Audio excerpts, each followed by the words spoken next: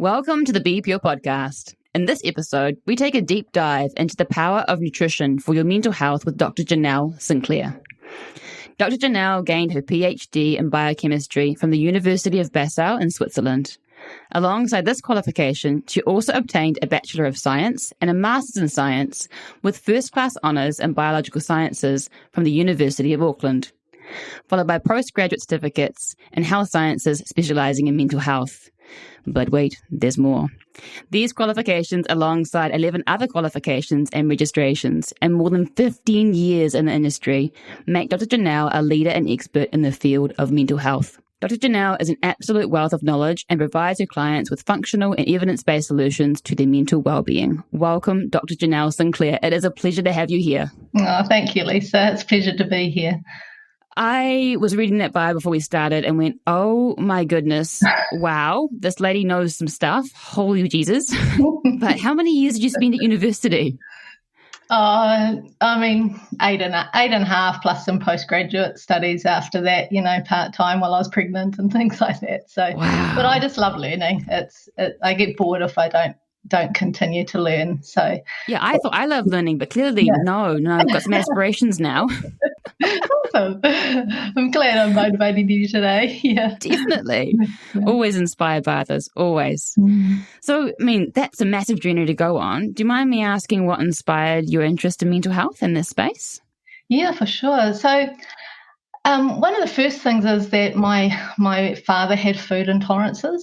So from a very young age, I knew that one person's, medicine and healthy food was another person's poison. And so, my father, he would have been close to 70 nowadays. He's not alive now, but back then they had no awareness about food intolerances. So it was a really new thing. And we discovered it my mother discovered it when he worked at the chocolate factory, and he was allowed to eat anything, that they wwere creating, and, all these lollies that had food colorings in them. And by Friday he would come home with a migraine and he was in bed all of the weekend. So they discovered that different foods affected him. And when we look back at his childhood, he probably would have been diagnosed with ADHD. He'd been a good boy, and his mother would give him a red ice block to, and the next minute he's just off the wall and they have to tie him to the clothesline so he doesn't run away. So, this is, these are years and years ago when they didn't know any differently. And so I was always brought up with that understanding of, I feel a bit yuck, I've got a bit of a headache. Was it something I ate? And so, but really the thing that got that, so that was an interest in natural medicine, I suppose, in a way, and what we eat. But the thing that got me into mental health was at the end of my master's and during my PhD, I was dating a boy, and I found out that he had chronic fatigue and depression. And because I was a biochemist, I'm always thinking about it from a biochemistry perspective. It's like, what's your body lacking, and what can we do? And this was, this is showing my age here too. This was before the internet, really. So it was, just as I started my PhD, that, kind of getting a little bit of the internet. But I actually found a book when I was, studying in Switzerland, and, I think it was miraculous. I walked into a bookstore in Switzerland, went to the English-speaking section, and there was a book called Depression Free Naturally by Jones Matthew Larson. And that just opened my world to, food intolerances. I mean, I already knew food intolerances, but deficiencies and hormones and toxins that could affect mood and energy levels. And so it was really from there that I just learned everything that I could. And so when I finished my PhD, a year after doing some postgraduate work, I ended up changing really what I wanted to do, and went and worked for a supplement company and a natural hormone company in Auckland. Wow. And so, there started my journey. And I mean, I journeyed with that boyfriend. We didn't end up together, but I journeyed with him for 5 years and went through, looking at things like hormones and heavy metals and zinc deficiency and things like that. So interesting. Yeah, that's where I started, and then kind of realized that there weren't a lot of practitioners that knew a lot about mental health or specialized in that area. Yeah. And so then I registered as a natural medicine practitioner after working in the industry for a number of years and working as a technical consultant and things like that. So.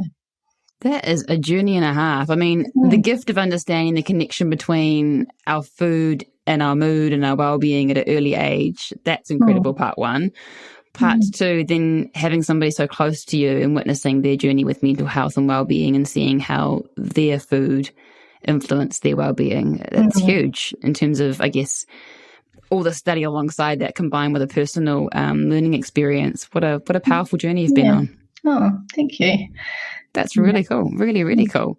So I guess with that in mind, I guess you've been working in this alternative space for mental health for a while now. Why do you think there's a major need for us to shift towards more of a natural or alternative treatment for mental health in today's age? Well, I was just looking at the statistics, and, more than a quarter of New Zealanders have poor mental well-being. So, one, there's a huge need, isn't there?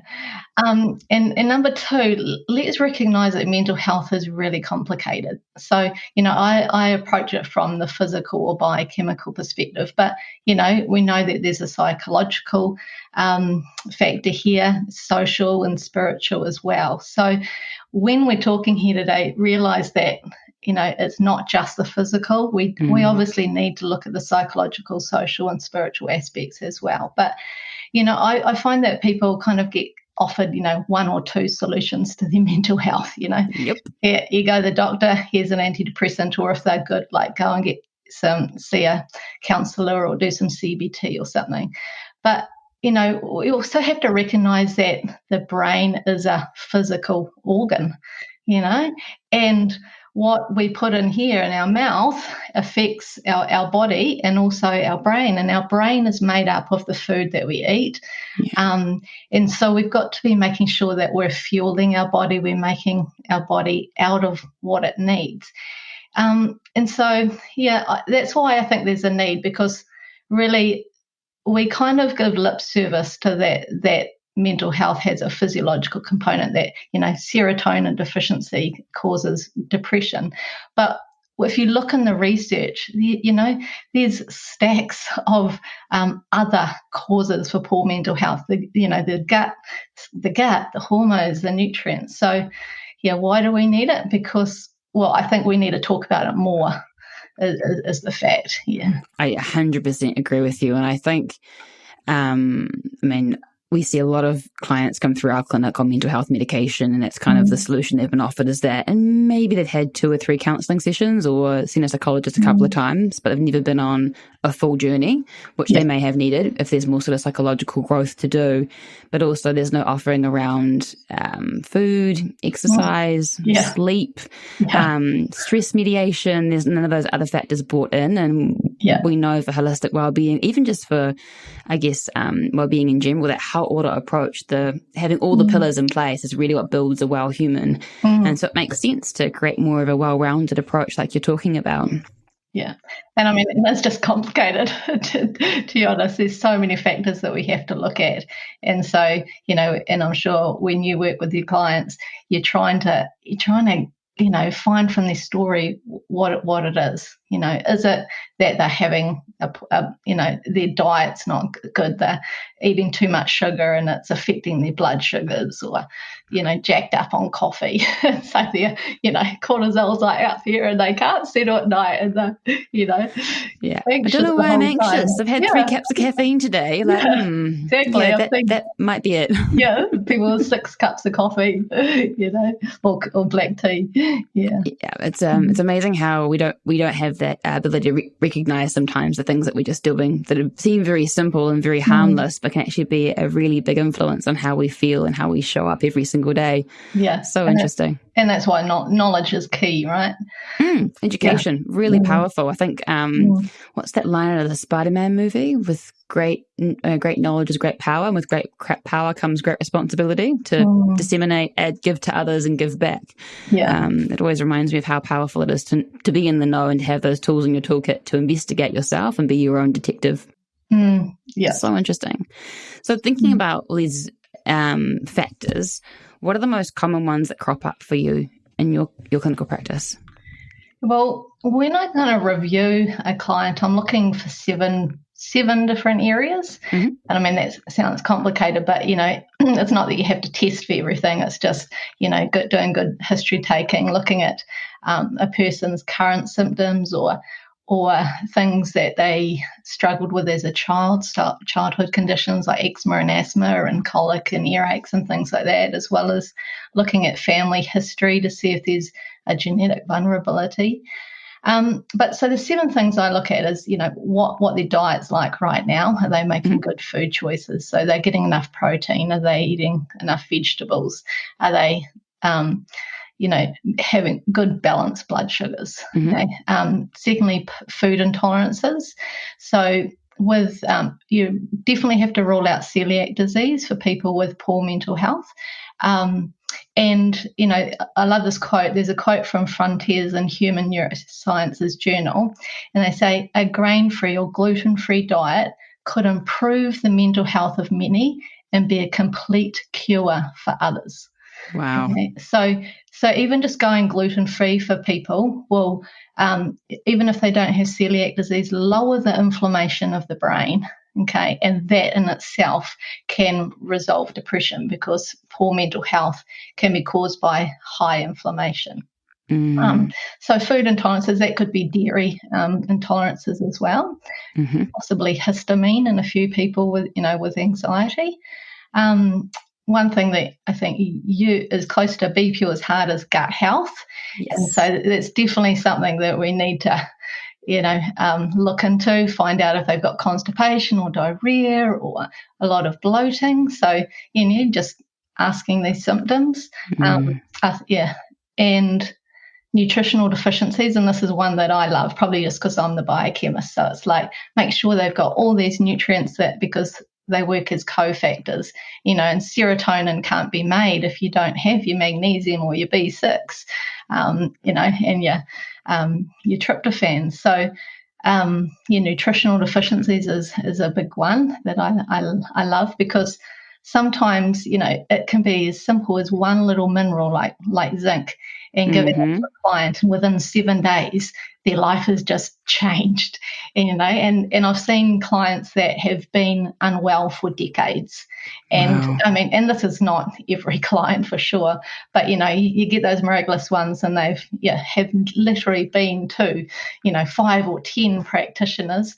You give them not a little bit of zinc, a real therapeutic high dose of zinc, and their life can change. And one guy reckons it happened overnight.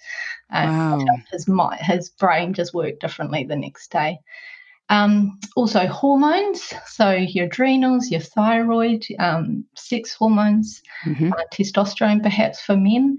Another thing we look at is genetic vulnerabilities. So, often with people, if they've got mental health that runs in the family, doctors will say, you have to accept that you have this vulnerability and you've got to make the best life that you can. And I think it's a yes and or a yes but. Okay, yes, but nowadays we understand a lot more about genetics and we can do genetic testing.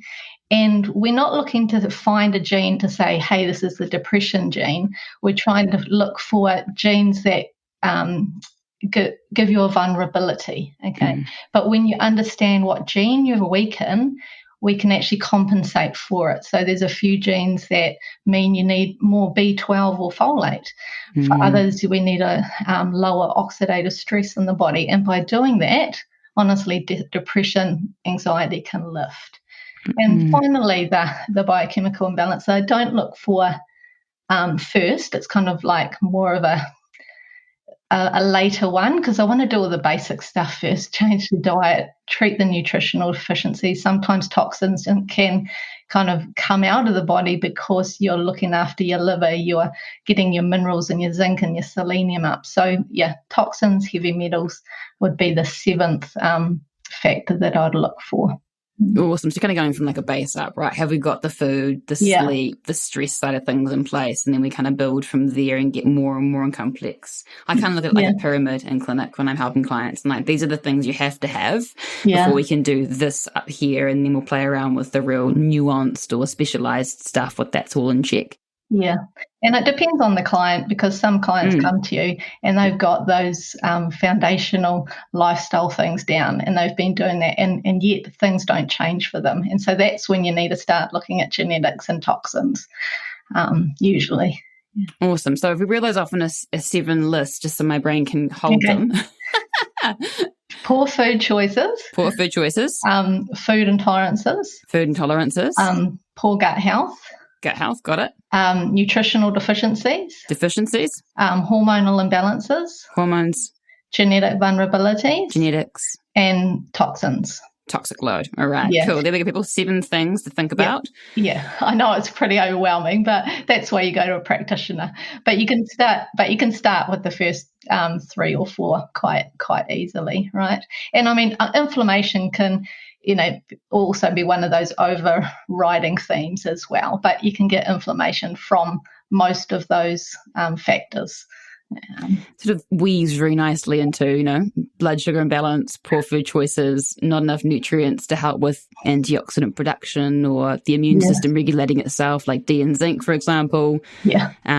Or helping with gut health, for example. We're looking at the ability for the microbiome to help to regulate our immune system and how it responds to the world around us, and our food, cue the food sensitivities. So I hear you. It's all very, you can segment it out, which is really nice the way you've done it. But I love how when you look at it from a biochemical level or from how the body works, you're like, everything's interconnected. Interconnected, which kind of brings back to your point how we organically think the brain is a separate something or other that's not attached to the body. You're like, hang on a minute. It's interconnected, and it's actually the center of the chain, responding to everything that we do. Why wouldn't it be impacted by what we eat, Yeah, I mean, we know that coffee affects our brain, right? And our mood and our energy levels and our behaviour. So, definitely.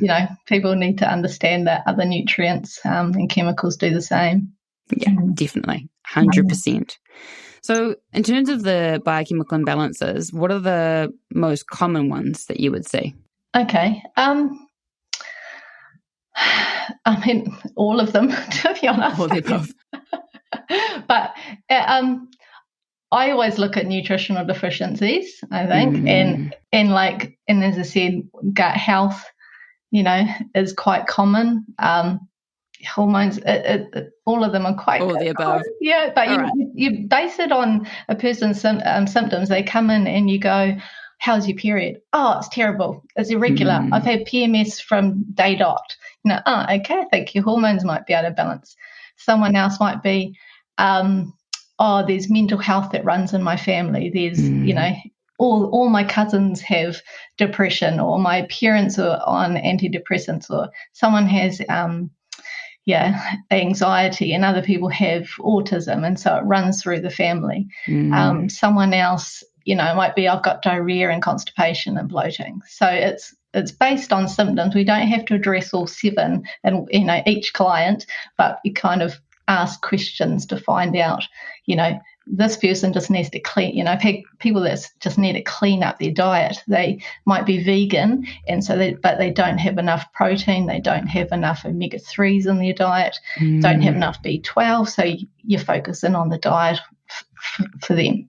Yeah. So interesting you mentioned that, because we had a really interesting conversation with Dr. Julia Ruckledge, and she was like, we need protein for mental health. Like, we really need protein. I'm really not sure about too much plant-based. We need to go more towards animals. Yeah. What's your view on that? Yeah, I agree. I agree totally. Yeah. And I mean, if you're going to be a vegan, you have to be a smart, educated vegan. And you have to know that, we don't get B12 from any plant source, so I have to supplement it. and my omega-3s, even then, just getting it through your flaxseed and your walnuts and things. You also might need to do your genetics to find out whether you have a genetic vulnerability. That means you don't make your higher chain fatty acids like EPA and DHA. So, and again, protein.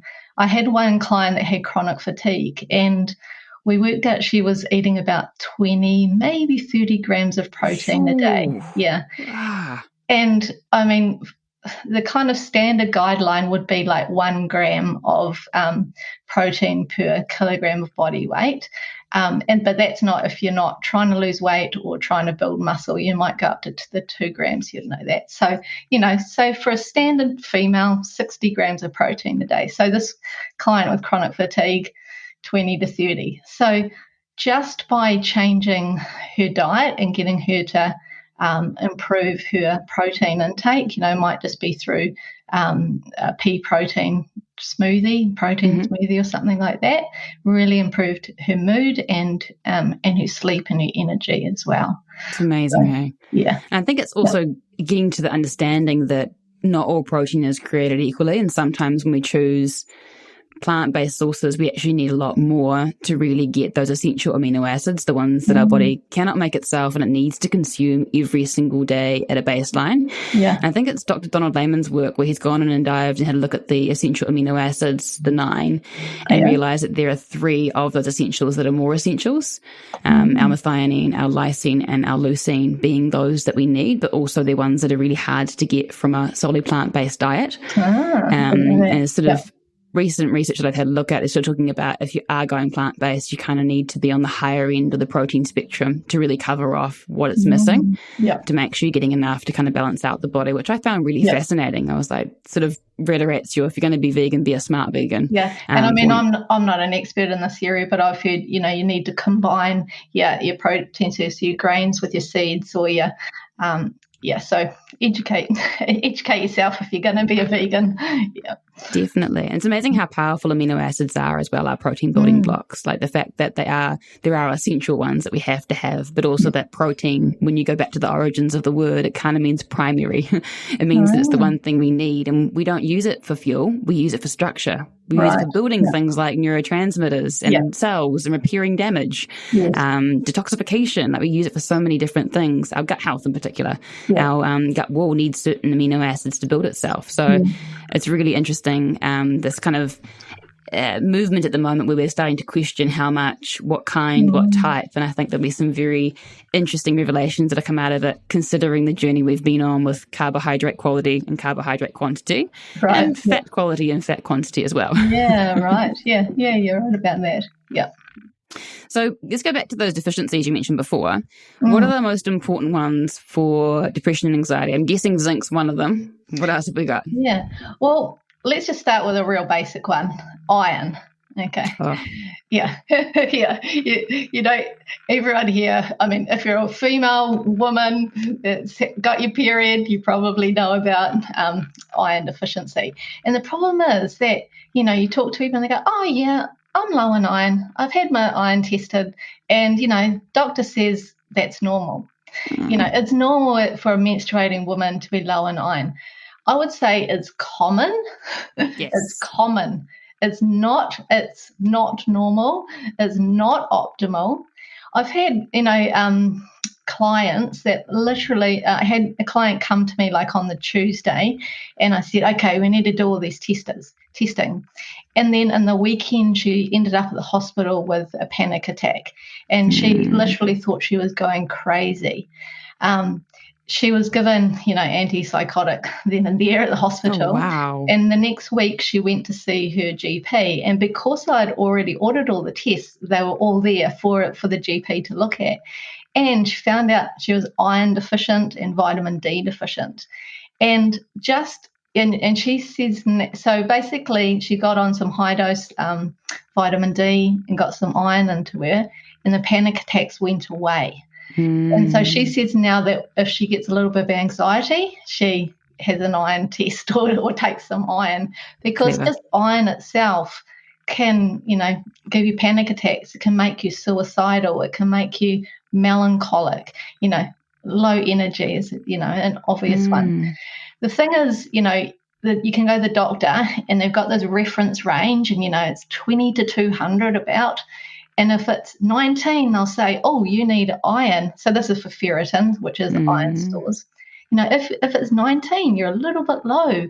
So you need to take iron. If your level is 21, oh, it's normal. It's within range, And so the difficulty here is that often you'll go to the doctor will say, your test results are normal, but they might not be optimal. They might, your iron should be definitely your ferritin should be above 50, probably more like the 80 mark. I agree. Different people have different opinions on this, but 80 to 100 or something like that. And so I find that a lot of people are just iron deficient.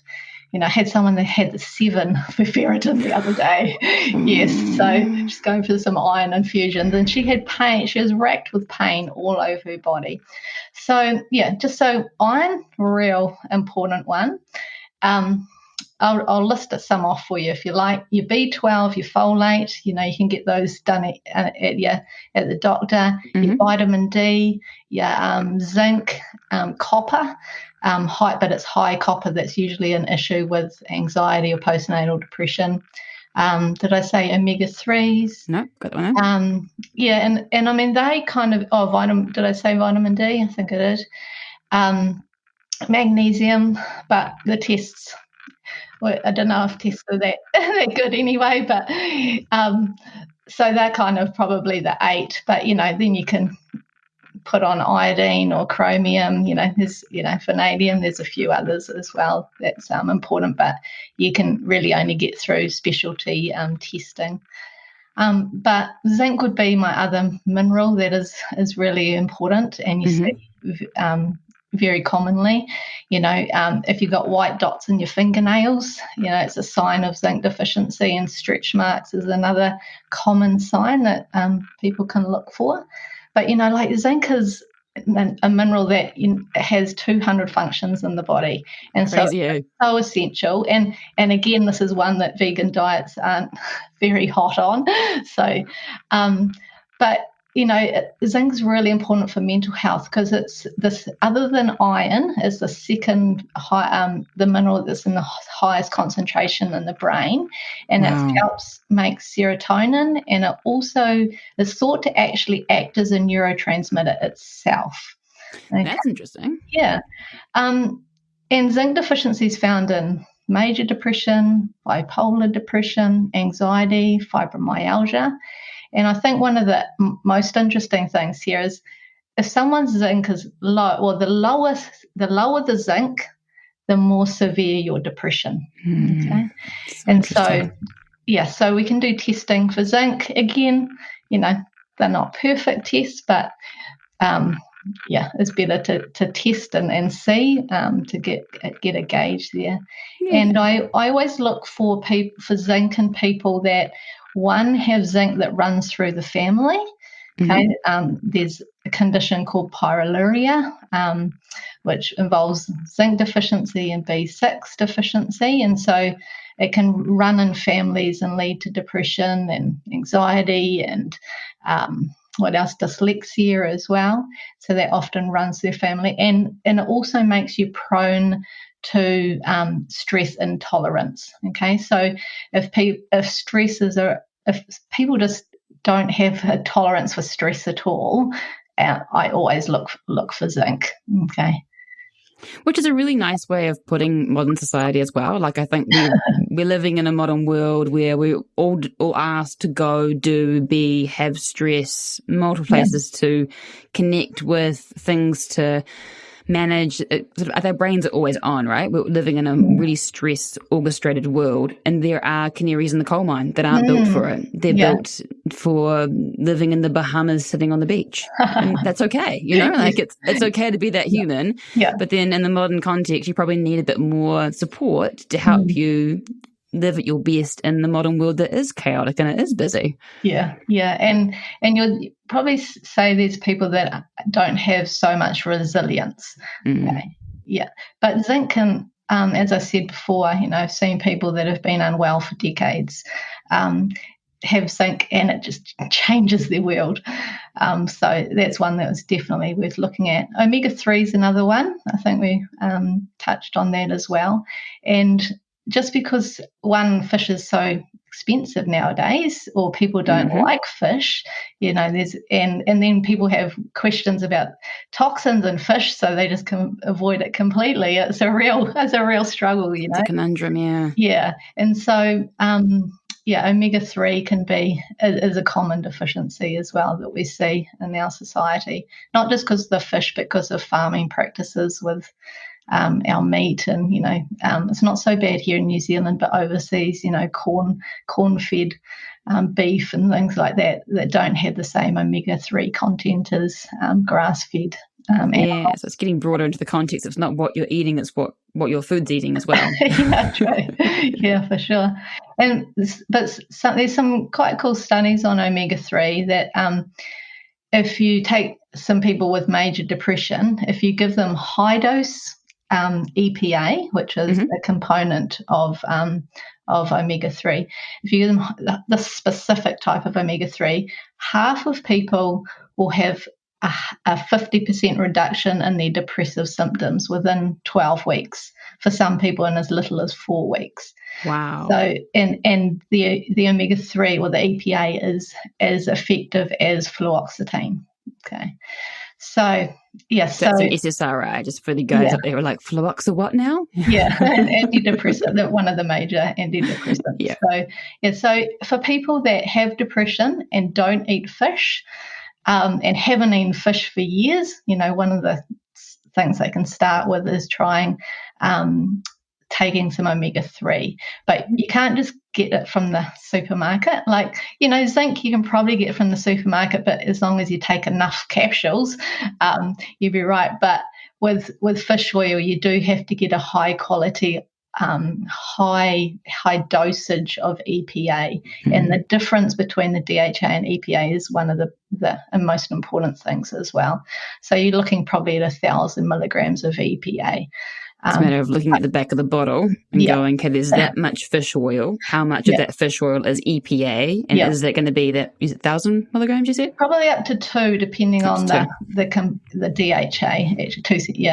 DHA. Which is also really good for our brain, right? That's also good for our brain it's one structure. of the mistakes, though, that even health practitioners do, though, with mental health, is they think, DHA, it's the it's the most the component, the omega-3 component that's highest in the brain, so that's the one we should take for depression. It's not, though.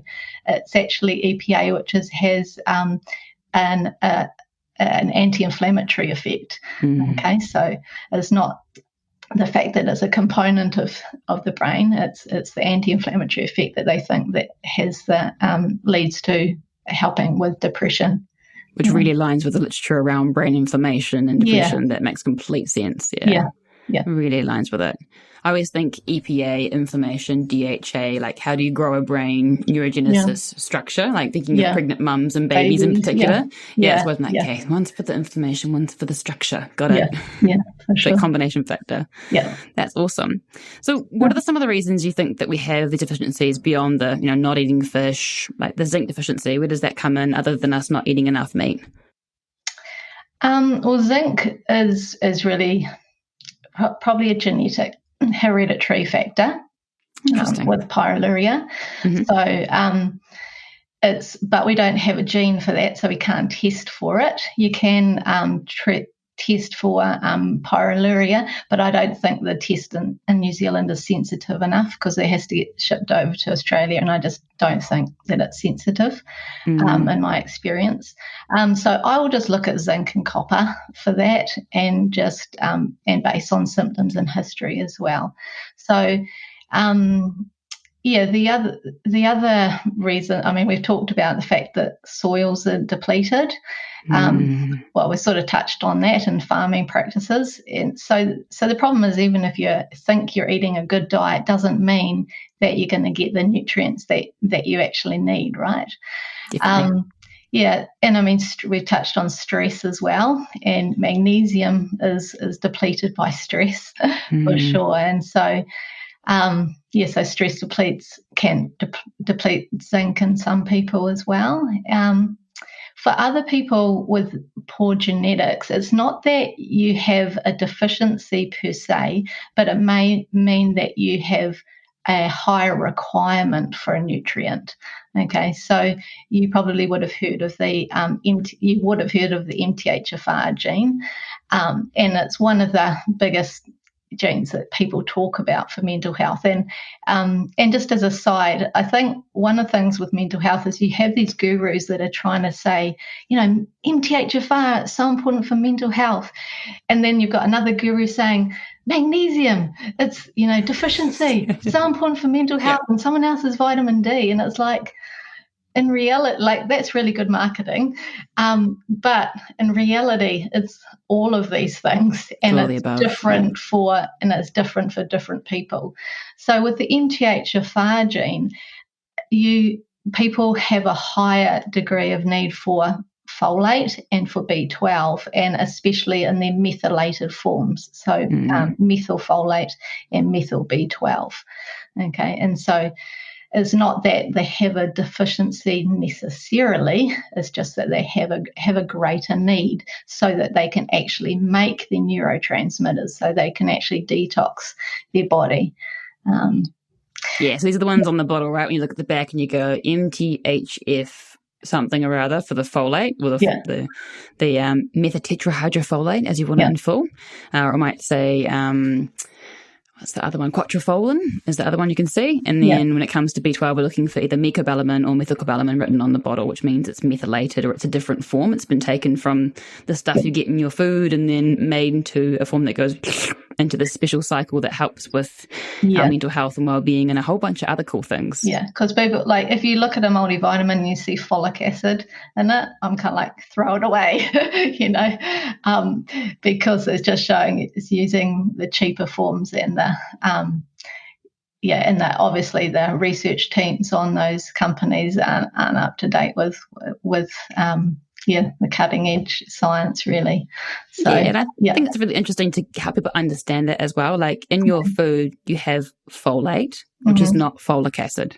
Yeah. And your body converts folate into methotetrahydrofolate and folinic acid. It doesn't convert it into folic acid. Folic acid isn't made in the body and it isn't from our food, so it's 100% synthetic to the human system. Yeah. And I find it quite interesting that medically, when the body is low in folate, they will usually use folinic instead of folic acid to top the body up. Oh, do they? Yeah, really? It's quite fascinating. But they'll give cheap folic acid to everybody else. I guess it's been studied and they've proven that it can help. But if we're looking at getting it close to our biochemistry as possible and what our body actually is born to use and naturally meant to process, they're the better forms, which makes sense why they would help somebody who has a challenge making them from food. Yeah, for sure. Exactly.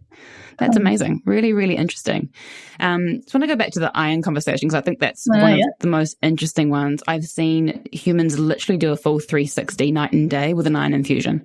But it's so tough to get an iron infusion. Oh, tell me about it. It's so hard. And the parameters keep getting lower and lower and lower. It's almost like the funding just keeps getting taken a little bit further down the chain of importance. Which is challenging when trying to lift someone's iron stores. It can take quite a bit of time to do it, and so they end up having to feel quite low for quite a period of time. Not that it doesn't get better as you go up that sort of cascade, but it's not like flip the coin and da-da, oh, there's my energy, found my mental health, it's good. You're fine now. It's more of a slow and gradual until something tips and then they really notice a bigger difference. And for some people, though, getting their iron up is going to be a challenge always, right? If the gut health isn't very good, and so you're trying to have to work on both of these things at the same time, right? And so it's even more challenging. So if you can get the infusion, and I mean, you can, and say the IV boutiques and stuff, you could probably get an iron, well, you have to get a prescription for iron. But for people that are finding it hard to get through their doctor, you might be able to go through an IV boutique or clinic or something like that, who might be a little bit more open to prescribing the iron and might not have such high parameters, right? Well, low parameters. Yeah. Those parameters are interesting as well because they're based on people who've come through that lab, and generally you don't get blood tests unless you're not feeling too great. And so I think across time those parameters have gotten wider and wider and wider in terms of what's acceptable, which makes that, I always think of statistics, that whole standard, the normative curve distribution, the old hill that you see when you're like, where's the outliers? Where's the real anomaly cases or the extreme not well cases? Yeah. But usually the middle of that is where you want to be, give or take a couple of standard deviations. So that's really what you're talking about, right? Is maybe the range is at the outlier stage, but how do we get to somewhere in the middle where most people feel pretty good? And sometimes you might want to be at the upper end of that if that's your particular disposition or your genetics sort of says that you need a little bit more. Yeah. And I mean, that goes for vitamin D as well, doesn't it? Definitely. Yeah. Definitely. And I mean, that's something in New Zealand that we know we've got at least 40% of people that are deficient in vitamin D, and yet it's a test that's not even funded here in New Zealand. You have to go and so people listening, you can just go to Path Lab or lab tests and say, I'd like a vitamin D test. It'll cost you $50 or $60, and that's another one that's really important for mental health. So there are some case studies in the scientific literature of someone that was psychotic because their vitamin D levels were so low. Wow. Okay? And so, if you're a person with dark skin, or you're an office worker and you never get outside in the sun, or if you get outside in the sun and you only use sunscreen, it's likely that you've got a deficiency in vitamin D. And vitamin D helps not just with bones, but also with mental health, with energy levels, with hormones. So it's a really important one as well. One of those nutrients be like, let me just be here for a while and list off all the things it does. Yes, we could talk about for an hour on vitamin D, probably. Yeah, definitely. Yeah. So, I mean, but that's another one when it comes to testing. If it's below 50, the doctors will say, oh, yeah, you're deficient in it. If you're above 50, you're okay. But, again, optimal up around the 100 mark. Awesome. So it sounds like you're saying, get yourself checked, get tested, work with somebody to figure out where your unique disposition is or your unique area to work on is, or areas, one of those 7. Make a plan and go forward from there. And then if things aren't where they need to be, reinvest and test, have a look at what's going on and go forward. Yeah, for sure. That's awesome. So before we sign off today, what are the 3 actionable steps that you would give to our listeners that they could implement today to help with their mental health and well-being? Cool. Right. So I thought I'd just start off on with coffee. Okay, we did touch on it. But, if anyone's got anxiety, any level of anxiety, or they can't sleep, you got to get coffee out. And people will come to me and they're like, I know that, but they haven't done it yet. Okay. And even just 1 cup for some people can make you sensitive. So, the thing is your body helps clear out caffeine. Okay. Your liver clears it out. For most people, let me think what the data is, it might be 3 or 4 hours, right, for it to drop in half, and another, 3 or 4 hours to drop it in half again. So you might have 25% left. So for most people, 8 hours before bed is fine. But there's some of us genetically, like myself, that we just hold on to our caffeine, and it takes forever for the liver to process that caffeine. And so for one cup of coffee for some people will heighten their anxiety and then stop them sleeping. So cut out the coffee, all right? Yeah. And I think that's particularly true for women as well. I think with estrogen. Yeah, even just our enzymatic function, our ability to clear things is a lot lower than men because of our hormone function, part 1. But also, as we get older, I cannot say I found many women, if not any, over the age of 45 that do well on caffeine. It's generally some sort of hindrance for their bowel function, their sleep, their nervous system, their periods. It's always going to be a challenge for them. And I think the more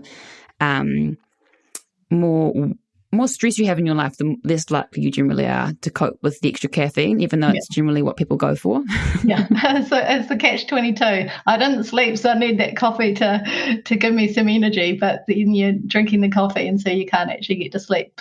So totally. Yep. So you might have to go through a few days of white knuckling it, but there's some mushroom kind of adaptogenic kind of coffee-like drinks around that you can consider as well. My other actionable thing would be magnesium. Okay, so magnesium is a very calming mineral, and the thing is, you can't really get it through your diet. I don't know if you agree with me, Lisa, but if you look at the high foods, you have to be eating 2 cups of chickpeas a day, or 2.5 cups of pumpkin seeds, or 4 to 10 handfuls of nuts a day to get. Yeah, because you're supposed to get 300, 400 milligrams of magnesium per day. That's the recommended daily allowance. So people say, why do I have to take all these supplements? Well, you literally can't get what you need sometimes through your food. So magnesium's definitely a supplement that probably everyone should be on, but definitely everyone that's got anxiety or depression should be on at least 200 to 300 milligrams of magnesium a day. The studies, small studies, but they show that it's that amount of magnesium is just as effective as lorazepam for treating anxiety. Wow. So it really is effective. Yeah. And I'd say on top of that, evidence, anecdotally, so, we sell supplements. Our Magnesium Restore is our top seller because I think people just take it and go, whoa, this stuff's amazing for my sleep, my nervous system. I just feel so much calmer on it. I'm not going to give it up. Yeah. And the other side of that is I have not yet had a clinic client across the 6 years I've worked at BePure that has not done well on a magnesium supplement. Everyone's like, you can take other things out if you have to, but can you leave that stuff in? Because that's really helpful for me. Thank you very much. Yeah. And for kids as well, it's really a safe supplement.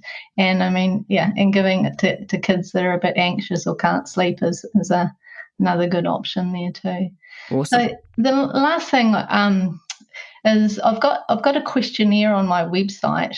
So if you go to my website, drjanellesinclair.com, and you can go either under resources and click on the questionnaire, or just go /questionnaire. But I have a questionnaire that's all about, does your diet is it causing your anxiety? And so it's kind of 2 parts in which it'll talk to you about your protein and your blood sugars and your sugar and things like that. But then it also asks what symptoms you're struggling with. And so that can kind of show you if it's likely that you've got any nutritional deficiencies that could be contributing to your mental health. So if you do that questionnaire, it can kind of highlight different areas that someone could work on to improve their mood. Love a good questionnaire. It's like a nice sort of way of investigating yourself and be like, I'm going to give this a go and see what happens next. Yeah, exactly. And you go, is that a problem? Yeah. So, is that symptom showing something, like the white dots on the fingernails for zinc, or the stretch marks for zinc, or kind of dry skin and like chicken skin on the back of the arms that can show a deficiency of omega-3. So it's questions like that you'll find on that questionnaire. Yeah. Our human bodies are so smart, eh? They give us all these cute little messages. We've just forgotten how to read them. We're like, oh. But when you tune in and go, thanks, body. Yep. Yeah, cool. Good to know. Need a bit of zinc over here. Thank you very much. I'm a bit stressed. Yeah, for sure. Definitely. I think also that body awareness piece as well, like asking those kind of questions. They're things people don't think to check in on. And when they check in on them, they go, that happens a lot. I didn't think that happened a lot. I didn't know that was, and it's just becoming aware and getting that knowledge, isn't it? That's awesome. Well, I'm going to leave on that note. So caffeine was part 1. Part 2 was getting the questionnaire done, and part 3 was the magnesium. Yeah. Cool. Those are your takeaways, team. Thank you so much for chatting to me today, Dr. Janelle. It has been an absolute pleasure, and I look forward to chatting you in the future. Yeah, my pleasure, and thanks for having me, Lisa. Oh, anytime.